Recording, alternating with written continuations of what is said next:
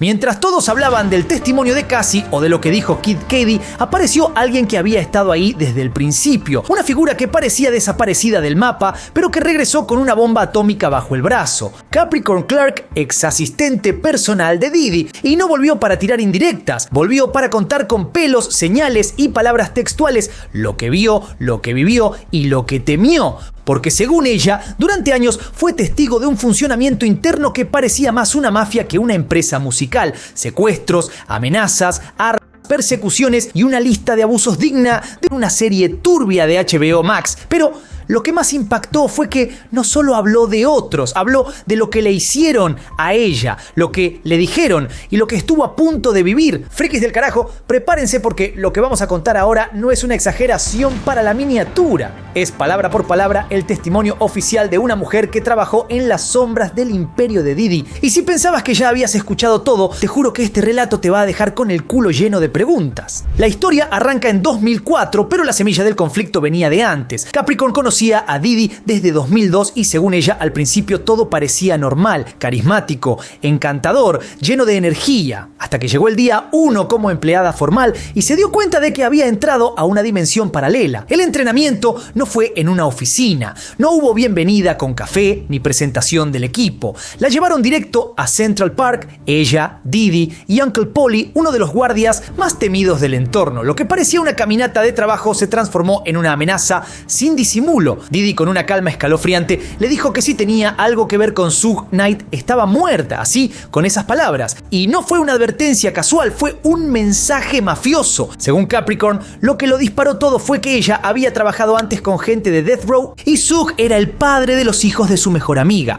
Ni siquiera tenían un vínculo directo, pero eso no importaba. El solo hecho de haber estado cerca lo ponía paranoico. La reacción de Uncle Paulie: cero, silencio total, ni una palabra, solo la mirada fija como si estuviera midiendo cuánto miedo tenía ella en ese momento. Ese día, Capricorn entendió que su nuevo trabajo no era solo organizar agendas ni llevar papeles, era caminar por la cuerda floja. Cada vínculo, cada palabra, cada silencio podía costarte caro, muy caro. Y eso fue antes de ver armas, antes de los hoteles extraños, antes de los teléfonos secretos, antes de todo lo que iba a pasar después. Porque en el mundo de Diddy, según su testimonio, la verdadera entrevista laboral era sobrevivir el primer día sin romperte. Para 2011, Capricorn Clark ya no era la asistente que limpiaba habitaciones después de los excesos. Ahora era alguien con más poder, al menos en lo formal, directora creativa y representante de Cassie, la pareja oficial de Diddy. Pero ese ascenso no trajo libertad, al contrario, la encadenó más fuerte al sistema que, según ella,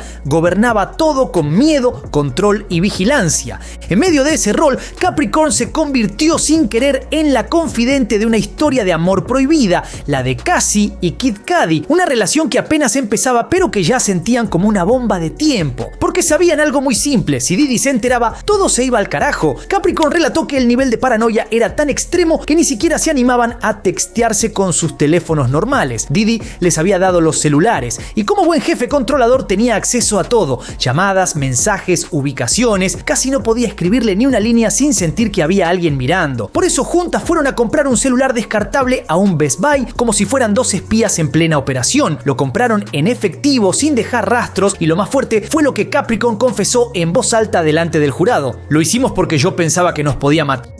No era metáfora, no era drama, era miedo real. Un miedo que flotaba en el aire cada vez que Cassie nombraba a Scott, Kid Cudi, cada vez que sonaba un mensaje fuera de horario, cada vez que veían a Diddy mirar su celular con cara rara. Lo más trágico es que ese plan para protegerse fue justamente lo que desató el caos. Ese pequeño aparato que supuestamente las iba a salvar terminó siendo la prueba más peligrosa de todas. El infierno estalló una noche de diciembre de 2011. Capricorn estaba en su casa cuando empezó a escuchar golpes en la puerta, golpes fuertes, desesperados, como si alguien estuviera por tirar todo abajo. Mira por la mirilla y ahí estaba él, Diddy. Solo que no era el Diddy de los videos ni el que sonríe en las alfombras rojas.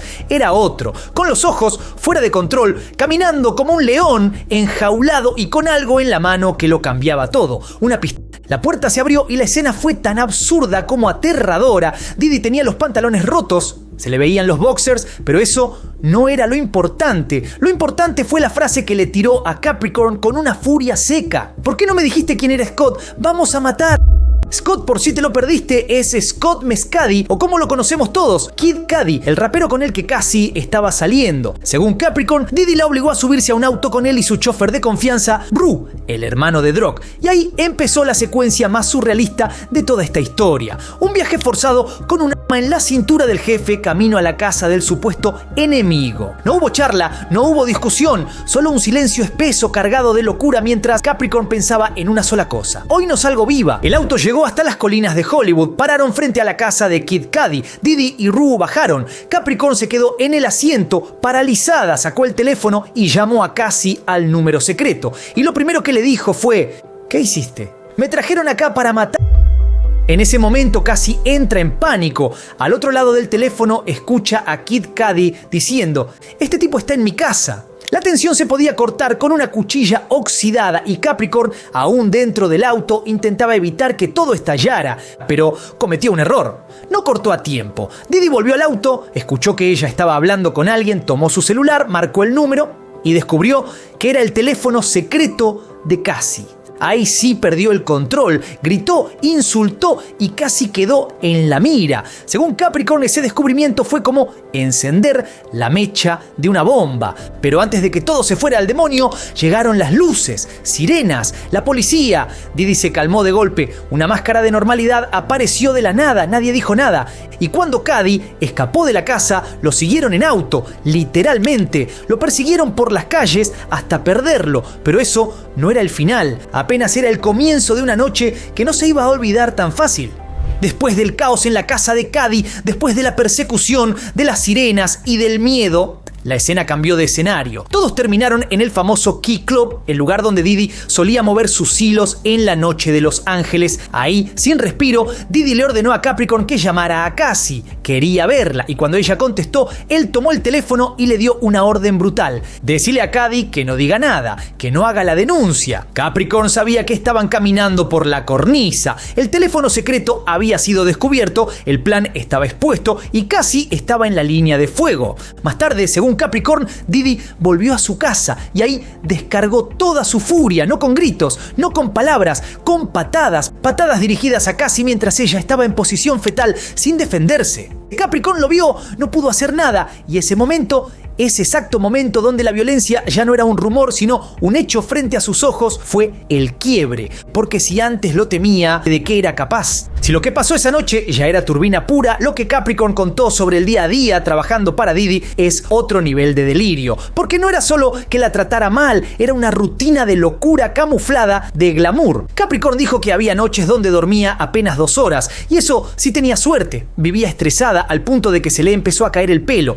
tuvo que ir al médico por alopecia. El sueldo eran $65,000 al año, pero el cálculo de horas extra le daba un total de 80,000 más. ¿Y sabes qué hizo Diddy cuando vio ese documento? Lo rompió en su cara. Y eso no es todo. Entre sus tareas laborales, Capricorn tenía que reservar hoteles para encuentros privados, siempre con nombres falsos: Frank Black o Frank White para él, Jackie Star para las chicas. Era el mismo alias que usaba Cassie. En esos cuartos, ella debía dejar lista una caja con una cámara, lubricante, baby oil y una valijita de Louis Vuitton que supuestamente tenía pastillas de colores. Todo preparado para lo que viniera después. Y cuando todo terminaba, Capricorn era la encargada de limpiar. No simbólicamente, literalmente, tenía que sacar el aceite de las paredes, empacar la ropa y dejar todo como si nada hubiera pasado. Una rutina que se repetía semana tras semana, sin descanso, como si fuera parte del decorado de una vida llena de excesos y secretos mal escondidos. Capricorn no habló por hablar, dio detalles, fechas, nombres, objetos, emociones, y cada cosa que dijo encaja con lo que declararon otras personas en el juicio, desde Cassie hasta Kid Cudi, pasando por esguardias, empleados y asistentes. Pero su testimonio tiene algo especial. Lo muestra a Diddy no solo como el protagonista de eventos aislados, sino como el centro de una estructura con reglas, castigos y silencios forzados. Frikis del carajo. Si todo esto es verdad, la gran pregunta que queda flotando es: ¿cuánta gente lo sabía y eligió callar? ¿Y por qué recién ahora lo estamos escuchando? Coméntame qué opinás por ahí abajo y no te olvides de darle duro al botón de like, suscríbete, toca la campanita y seguime en todas mis redes. Soy Juanito Sey, esto es Del Carajo TV y nos veremos la próxima. Paz.